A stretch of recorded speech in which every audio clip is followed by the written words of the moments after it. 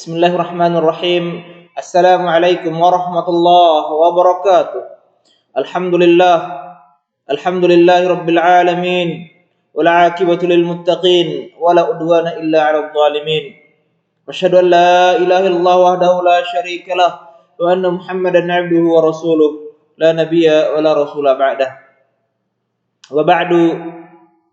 Kaif halukum ayyuhal abna'? Bagaimana kabarmu anak-anakku yang saleh?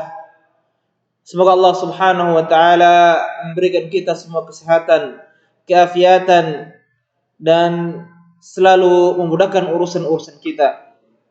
Anak-anakku yang saleh, insyaallah pada hari ini kita akan mempelajari akidah, yaitu tentang kejadian-kejadian di alam kubur.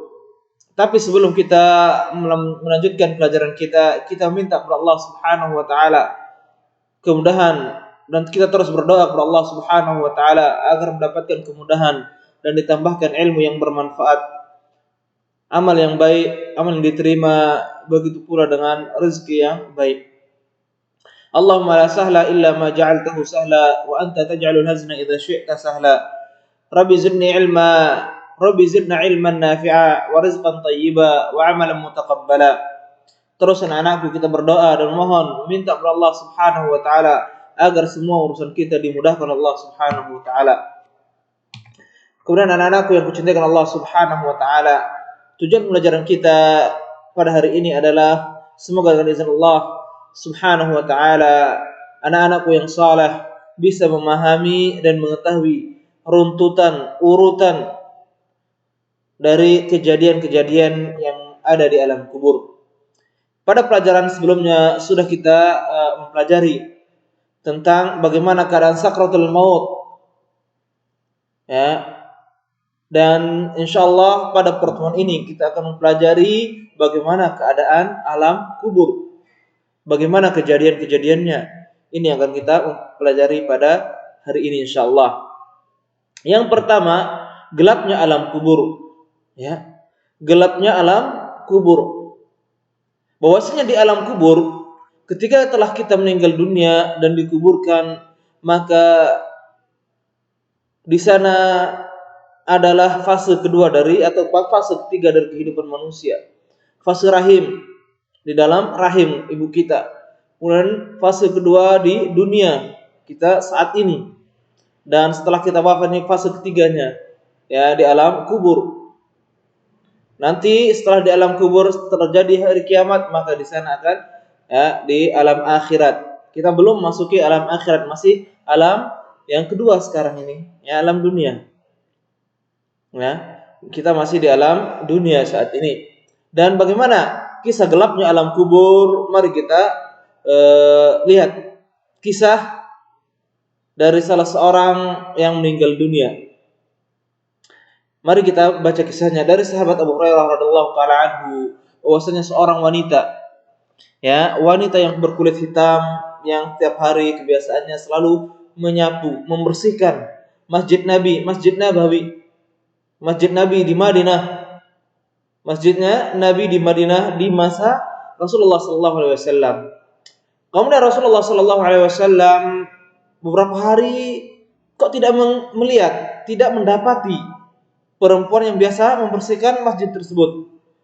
Sehingga Rasulullah sallallahu alaihi wasallam menanyakan kepada para sahabat, kemana kok si yang biasa membersihkan kok enggak ada, pernah saya lihat.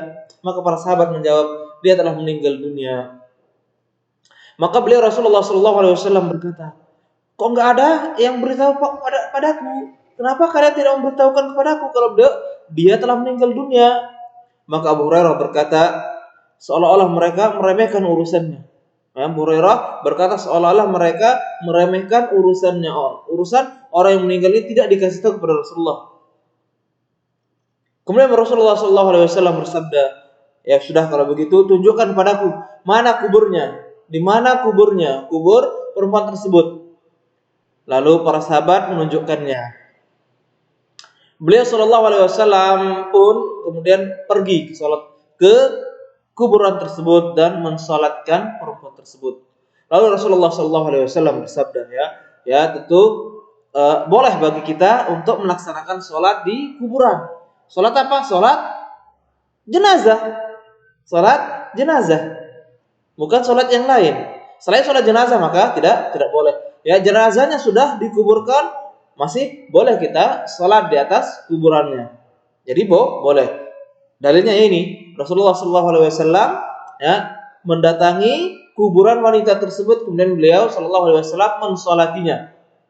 Kemudian setelah selesai sholat, Rasulullah SAW bersabda, sesungguhnya kuburan-kuburan ini dipenuhi kegelapan, gelap di sana bagi para penghuni kubur ini. Dan sungguhnya Allah Ta'ala menyinarinya bagi mereka dengan salatku terhadap mereka. Jadi ketika Rasulullah SAW telah mensolati orang tersebut, telah salat di atas kuburan tersebut, maka kuburan tersebut, alam kubur tersebut menjadi terang, disinari oleh Allah Subhanahu wa taala. Adapun sebelumnya dalam keadaan gelap. Begitulah anak-anakku yang dicintai Allah Subhanahu wa taala.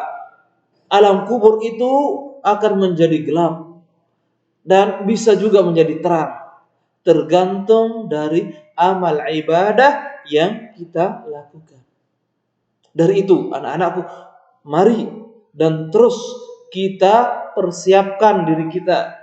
Jangan pernah kita melakukan dosa, terutama nasihat ini untuk ustaz pribadi dan untuk kita semua. Semoga Allah Subhanahu wa taala menjauhkan kita dari segala bentuk maksiat, karena maksiat-maksiat tersebut akan menjadikan gelapnya kuburan kita.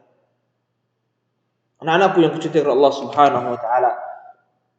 Kemudian yang kedua, bagian yang kedua di alam kubur. Jadi ada 4 bagian dalam kubur tersebut, dan ini bagian yang kedua, B, himpitan alam kubur.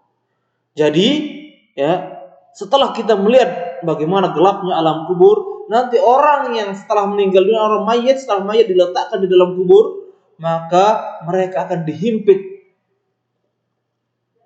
Ya, tanah itu akan menjepit mereka, menjepit si mayit, orang yang meninggal tersebut.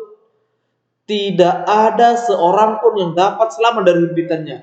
Tidak ada satupun yang selamat dari jepitan alam kubur. Beberapa hadis menerangkan bahwasanya kubur menghimpit Sa'ad bin Mu'adz radhiyallahu taala anhu. Ya, anak-anakku, antum mungkin belum mendengar bagaimana kisah wafatnya Sa'ad bin Mu'adz. Sa'ad bin Mu'adz ketika meninggal dunia, arsy-Nya Allah bergerak, bergetar arsy-Nya Allah. Pintu-pintu langit terbuka, serta ada 70.000 malaikat yang menyaksikan kematiannya. Hanya beliau, sahabat Mu'adz, Sa'ad bin Mu'adz inilah yang menjadikan arsy-Nya Allah bergetar ketika meninggalnya beliau. Kenapa bisa bergetar? Saking mulianya Sa'ad bin Mu'adz radhiyallahu taala anhu. Tapi Sa'ad bin Mu'adz radhiyallahu taala anhu pun dihimpit oleh kuburan, dijepit oleh kuburan. Dalam Sunan An-Nasa'i diriwayatkan dari Ibnu Umar radhiyallahu taala anhu bahwasanya Rasulullah sallallahu alaihi wasallam bersabda, "Hadzal ladzi taharraqa lahu al-'arsy wa futihat lahu abwabus sama' wa syahidahu 70,000 minal malaikah laqad dhammata thumma furija an." Inilah sahabatku yang menjadikan arsy-Nya Allah bergerak, pintu-pintu langit terbuka dan disaksikan oleh 70.000 malaikat. Sungguh ia dihimpit dan dijepit oleh kuburan. Akan tapi kemudian beliau dibebaskan dari himpitan tersebut. Dan dalam Musnad Imam Ahmad diriwayatkan dari Aisyah radhiyallahu taala anhuma bahwasanya Rasulullah sallallahu alaihi wasallam pun pernah bersabda, "Inna lil qabri daghtatan ضغطة ولو كان أحد ناجيا منها نجا منها سعد bin Mu'adz.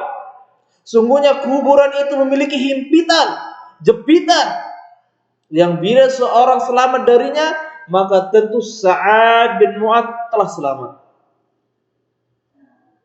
Artinya himpitan kubur itu akan menimpa semua orang. Baik dia itu anak kecil, remaja, dewasa, orang tua, semuanya akan menerima yang namanya himpitan alam kubur tersebut. Dalam hadis ini Rasulullah SAW menjelaskan, bersabda, "Lau aflat ahadun min dhammatil qabri lanaja hadzal sabi." Seandainya ada orang yang selamat dari himpitan kubur, maka bocah, anak kecil, pasti dia akan selamat. Tapi anak kecil pun tidak selamat. Artinya semua akan merasakan himpitan, jepitan alam kubur tersebut. Anak-anakku yang kucintai Allah Subhanahu wa taala, anak kecil, dia itu belum melakukan dosa, belum melakukan kemaksiatan, tapi mereka pun mendapatkan himpitan kubur, mendapatkan jepitan dari alam kubur. Terus bagaimana dengan kita? Bagaimana dengan kita yang selalu tiap hari tidak lepas dari namanya dosa dan maksiat, durhaka kepada orang tua kita, durhaka kepada guru-guru kita, melawan kepada orang tua kita, melawan pada guru kita, lalai dalam sholat kita, lalai dalam ketaatan kepada Allah. Maka anak-anakku yang kucintai Allah Subhanahu wa taala, minta kemudahan kepada Allah, minta tolong kepada Allah Subhanahu wa taala. Semoga Allah Subhanahu wa taala menyelamatkan kita semua dari himpitan alam kubur. Kemudian anak-anakku yang kucintai Allah Subhanahu wa taala, insyaallah pada pertemuan berikutnya Ustadz akan jelaskan bagaimana ya keadaan selanjutnya di alam kubur, bagaimana tentang azabnya di alam kubur, ya, pertanyaan dalam kubur dan seterusnya, dan bagaimana caranya agar kita selamat di alam kubur tersebut. Insyaallah pada pertemuan berikutnya akan kita jelaskan. Nah, Ustadz ucapkan barakallahu fikum wa jazakumullahu khaira. Kita akhiri pertemuan kita pada hari ini dengan doa kafaratul majlis. Subhanakallahumma bihamdik asyhadu an la ilaha illa anta astaghfiruka wa atubu ilaik. Assalamualaikum warahmatullahi wabarakatuh.